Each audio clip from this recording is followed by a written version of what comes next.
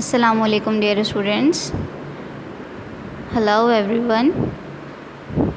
Journal Science class 5th. Chapter number 4 Environmental Pollution and topic is greenhouse effects.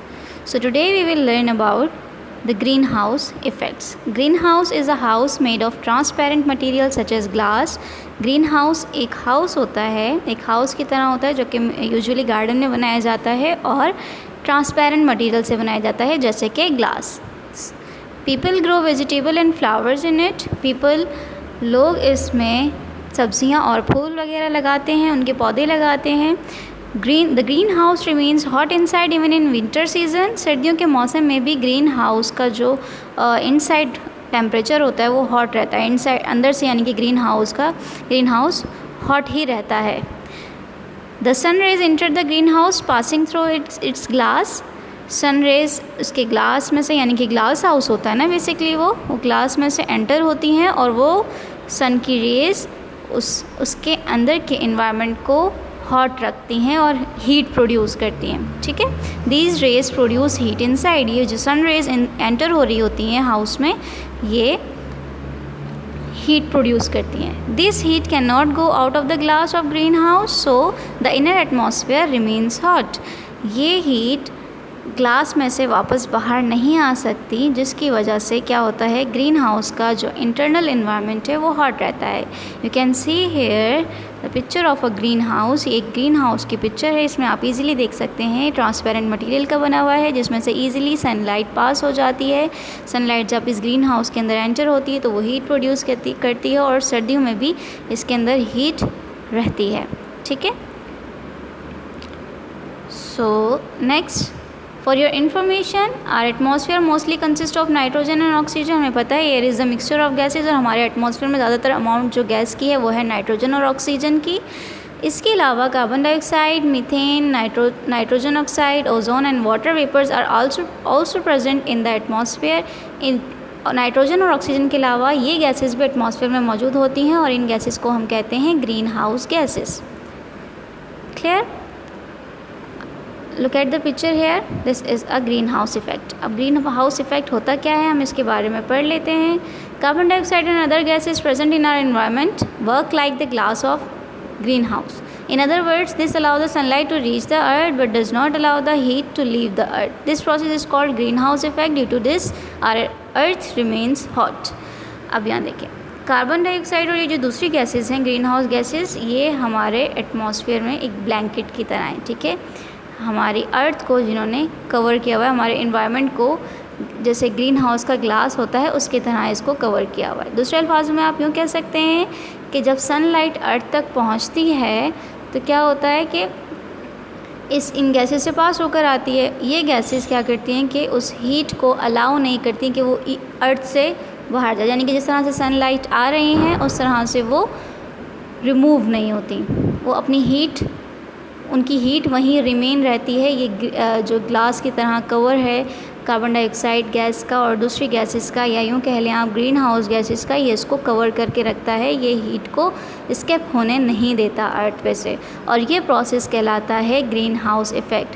Due to this our earth remains hot. इसकी वजह से हमारी earth hot रहती है. You can see here sunrays आ रही हैं, सनरेज वापस भी जा रही हैं लेकिन जो हीट है वो इन गैसेस की वजह से अर्थ या अर्थ से बाहर नहीं जा सकती. इस वजह से अर्थ का टेम्परेचर हॉट रहता है. Do you know coal, crude oil and natural gas are considered fossil fuel. Coal को कोयला होता है, क्रूड ऑयल और नेचुरल गैसेस ये हमारे पास फॉसिल्स फ्यूल कहलाती हैं. क्यों फॉसिल्स फ्यूल कहलाती हैं? क्योंकि इनको फॉसिल से एक्सट्रैक्ट किया जाता है. ये फॉर्म होती हैं फॉसिल से. अब फॉसिल्स क्या होते हैं? फॉसिल्स वो प्लांट्स और एनिमल्स के डेड पार्ट्स होते हैं जो कि मिलियंस ऑफ ईयर्स अगो अर्थ में दबते जाते हैं.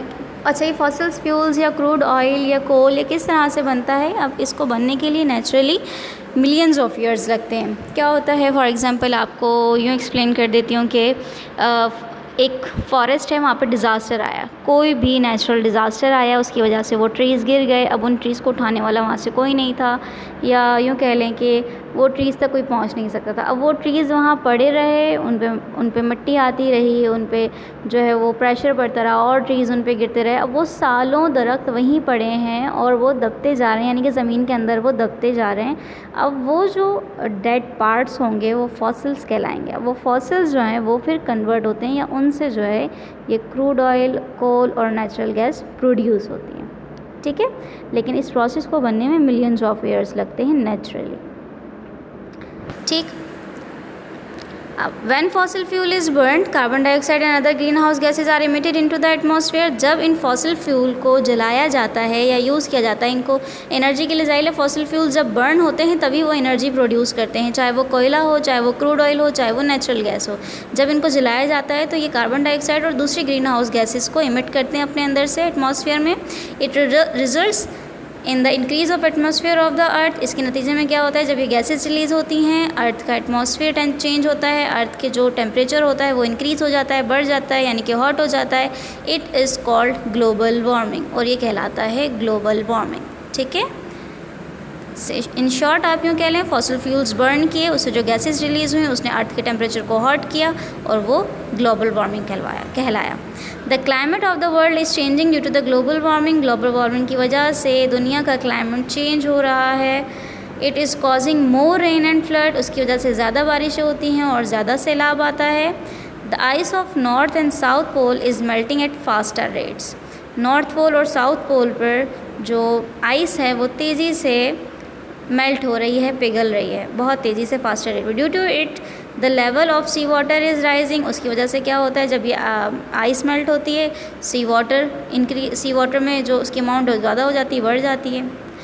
If this process continues the coastal areas and islands में डिसअपियर इन द सी। अगर ये प्रोसेस कंटिन्यू रहा, जारी रहा, तो कोस्टल एरियाज़ हैं, जो आइलैंड्स हैं, वो सीज़ में डिसअपियर हो जाएंगे, यानी कि उसके पानी से बह जाएंगे, छुप जाएंगे, ठीक है। यहाँ देख लें आप effects of green house gases. Green house gases की 2 पिक्चर्स आपको यहाँ दिखाई हुई हैं। पहला है फ्लड, ग्लोबल वार्मिंग होगी तो फ्लड भी आएगा, बारिशें भी ज़्यादा होंगी, ठीक है। और जब आइस मेल्ट होगी तो उसकी बिना पर भी आइलैंड्स और कोस्टल एरियाज़ डिसअपेयर हो जाएंगे, ठीक है। So next is preventive measures to reduce pollution. Pollution से बचने के लिए या पॉल्यूशन को कम करने के लिए कौन कौन सी प्रिवेंशंस हम कर सकते हैं। We should shift the factories away from the cities to reduce the effect of pollution. Cities areas से फैक्ट्रीज़ को शिफ्ट कर दिया जाए ऐसे एरियाज़ में जहाँ पे लोग ना रहते हों, तो पॉल्यूशन कम हो सकती है, उसका इफेक्ट कम हो सकता है। The smoke of factories should be made ineffective before releasing in the air. अब जो फैक्ट्रीज से रिलीज़ होने वाला धुआं होता है उसको इनइफेक्टिव बनाया जाए रिलीज़ करने से पहले, यानी फैक्ट्री से बाहर निकालने से पहले उसको इनइफेक्टिव बनाया जाए। तो ये भी एक वे है, पॉसिबल वे है पॉल्यूशन को रिड्यूस करने का। Third, polluted water should not be poured into rivers, canals and lakes. Polluted water, आलूदा पानी, ठीक है, उसको दरियाओं, कैनाल्स और मतलब कैनाल्स में, लेक्स में, नहरों वगैरह में नहीं डाला जाए। The garbage and solid waste of house to be dispose of in a proper way. घरों का कचरा और जो सॉलिड वेस्ट है उसको एक सही तरीके से एक सही जगह पर डिस्पोज किया जाए, ऐसे यूँ ही घरों के बाहर या फैक्ट्रीज़ के बाहर या रोड्स पर ना फेंक दिया जाए।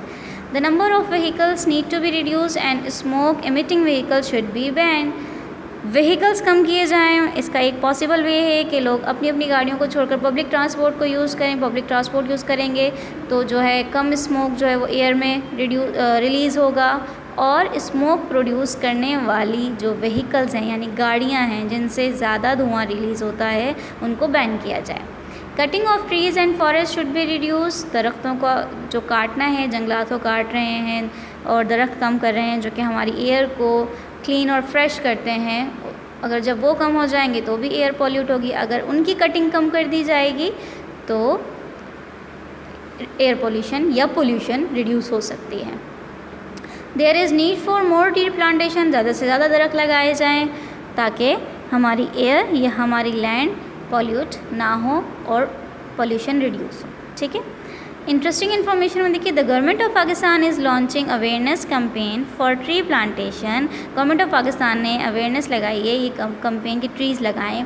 ज़्यादा से ज़्यादा ट्रीज़ ग्रो करें। From 2018 the government has taken an initiative of billions tree plantation across the country. 2018 में गवर्नमेंट ने ये इनिशिएटिव लिया था कि बिलियन ट्रीज़ लगाएंगे, यानी कि बिलियन दरख्त ग्रो करेंगे अक्रॉस द कंट्री, पूरे मुल्क में। It will be achieve in 5 years, इंशाल्लाह 5 ईयर्स में ये अचीव हो जाएगा। बिलियन ऑफ ट्रीज़ हमारे कंट्री में ग्रो हो जाएंगे इंशाल्लाह, ठीक है। इसमें हमारा भी रोल है as a citizen, as a Pakistani, as a good citizen, हमारा भी रोल है कि हम पोल्यूशन को रिड्यूस करें ताकि हम और हमारे आने वाली जनरेशन बेहतरीन ज़िंदगी गुजार सकें। Thank you students. Next class में हम नेक्स्ट लेक्चर पढ़ेंगे इंशाल्लाह। अल्लाह हाफिज़।